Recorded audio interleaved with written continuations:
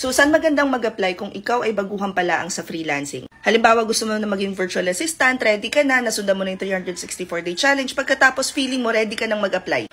Pero ang fear mo naman this time is baka ma-scam ka. Hi, my name is Mary. I post easy to follow daily tasks that you can do to start your freelancing journey. Everyday nagpo-post ako ng mga bagong videos na pwede mo sundan na some sort of roadmap kung gusto mo nang mag-transition to working from home. And this is task number 38. Yes, mga mami chu, mag-a-apply na tayo. A lot of times, our fear is, number 1, wala tayong experience. Number 2, hindi mo alam kung saan ka mag-start na mag-apply. And this video will answer that question. For task number 38, lalo na yung mga sumusunod sa challenge natin, make sure that this is something that you will be doing from today moving forward hanggang sa makahanap ka ng 10 clients. 10 clients sa manifesting! For today, magpo-focus lang tayo sa 3 websites ha. At mahaba tong video na to, so please make sure to watch up until the end para lang hindi kayo malipasan kasi sasakupin natin paano mag-apply if ang skillset mo ay admin, creatives, tech, support, or sales. Hindi mo nga pala masusundan tong task na to kung di mo pa nagawa yung previous task because you have to create accounts sa Upwork, Online Jobs, at saka sa LinkedIn. So kung gusto mo sundan, punta ka lang sa profile ko,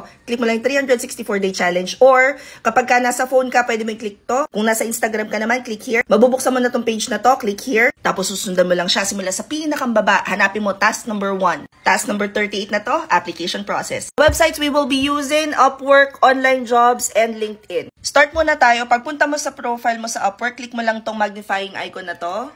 Pak. Lalabas na tong filter dito sa side. Click mo lang dito sa taas. This is for admin. Pinakang admin support, all admin support. You don't want something that's fixed price because there are 2 job types sa Upwork. Yung hourly at yung fixed price. Pagka kasi naka-fixed price ka, unless i-approve ni client yung ginawa mo, hindi ka pa mababayaran. So just to be sure na bayad ka sa mga ginagawa mo sa Upwork, go for hourly. Click mo hourly, tas ilagay mo kung ano yung acceptable rate sa'yo. Kung wala ka ng mga acceptable rate pa na naiisip, pwede natin pag-usapan later yan. Pagdating dito sa baba, kung gusto mong less ang competition, click mo lang number of proposals hanggang sa kung ilan ang kaya mong kalabanin sa buhay. Make sure payment verified.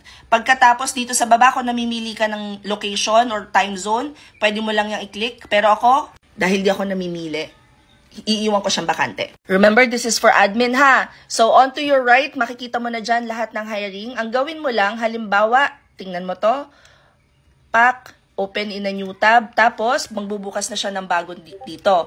Tingnan mo ngayon dito kung kaya mong gawin kung ano yung mga pinagagawa niya sa buhay.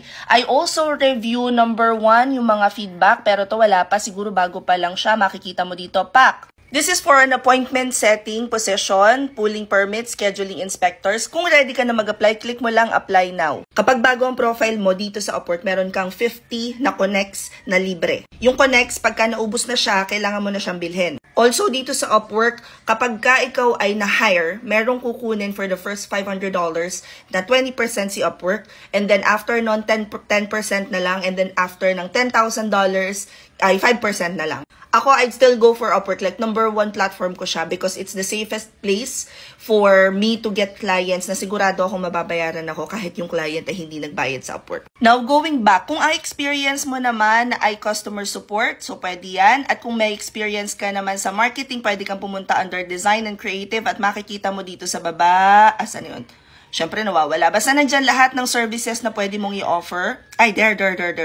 Sales and marketing. So, dyan naman makikita lahat ng services na pwede mong i-offer as a freelancer. Next website is onlinejobs.ph. Kung first time mo pala ang napumunta dito, click on sign up. Dyan ka manggagawa ng account. Ang pinakang ayaw ko nung mag-revamp ng website tong online jobs, ang bagal niya. Okay, anyway, pupunta ka lang, click mo lang job boards, tapos lalabas na to. Pero ang ginagawa ko dito, browse all job posts. Ganyan. Isa pang ayaw ko dito sa online jobs, ang bababa ng offer. But, kung nagsisimula ka pa lang naman at check ka pa lang ng mga job post, you wanna see how yung structure looks like, anong madalas na hinahanap para sa ganitong skill set na ino-offer, this is also a good place for you to research. So anyway, pagdating mo dito, pupunta ka lang dito sa job category, piliin mo dyan kung ano yung services na i-offer mo. Pagkatapos, lalabas na siya dito. For example, ang hinahanap ko lang na work ay office and admin or virtual assistant. Pagkatapos, wala akong pinipili kung kahit alin dyan. Lalabas na dito sa side na to kung ano-ano yung mga hiring. So kapag lumabas na yung mga job post yan, tatapat nyo lang dyan, pak! Ang ginagawa ko, open link in the new tab as always. Tapos makikita nyo na dito, syempre hintayin nyo muna mag-load siya. Yan, pag nag-decide na siya mag-load, napakahaba niyan. Babasahin nyo lang yung job description. Pagkatapos, kung ready na kayo, click on apply for this job. Ito yung yung bago ngayon dito kay online jobs. So, meron na silang tinatawag na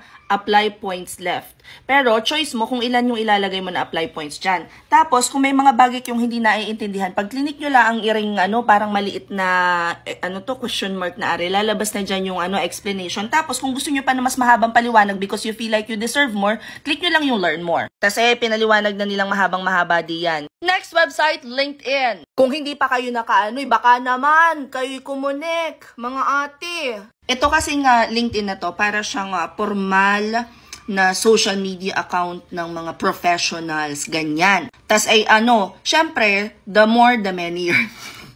Oh my God, very tita.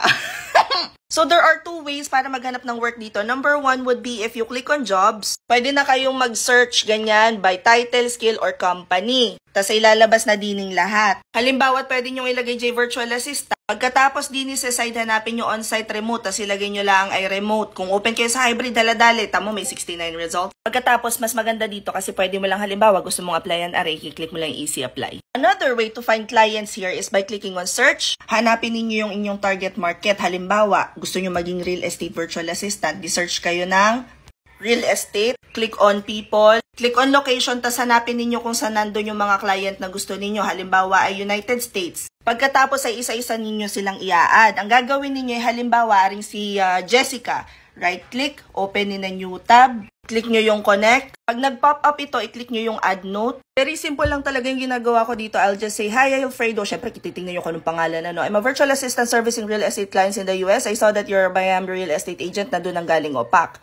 Tapos, and I thought it would make sense to connect and then you sign it, Mary. And then you hit on send. Kung kayo ay hindi pa sure kung anong ilalagay ninyo doon sa message ninyo, ay pwede kayong pumunta sa chat.openai.com/chat. Pagkatapos, pag nag-load na siya, ay i-confirm ko lang daw muna kung tao ako. Hindi ako tao, ChatGPT. Hype ako, hype. Char. Una, pag-creating kayo ng account, pag may account na kayo, itatype nyo lang dito. Ito, example pa lang to ng command. So, LinkedIn new connect request, bibigyan na niya kayo ng example. Create a LinkedIn new request message prop. Oh, pak! Na yan na. Tapos, i-save nyo sa Google Keep nyo para moving forward. Diba, everyday nyo nga siyang gagawin. Nandun na siya, copy-paste na lang kayo, copy-paste hanggang sa dumami na yung connection, alam mo yan. So for Upwork, I highly recommend mag-apply kayo between 8 p.m. till 12 midnight or 5 a.m. hanggang mga 8, 9 a.m. For online jobs, tumatambay talaga ako doon hanggang may makita akong maganda-ganda noon. For LinkedIn, every single day, I try to connect to mga 20, 25 people.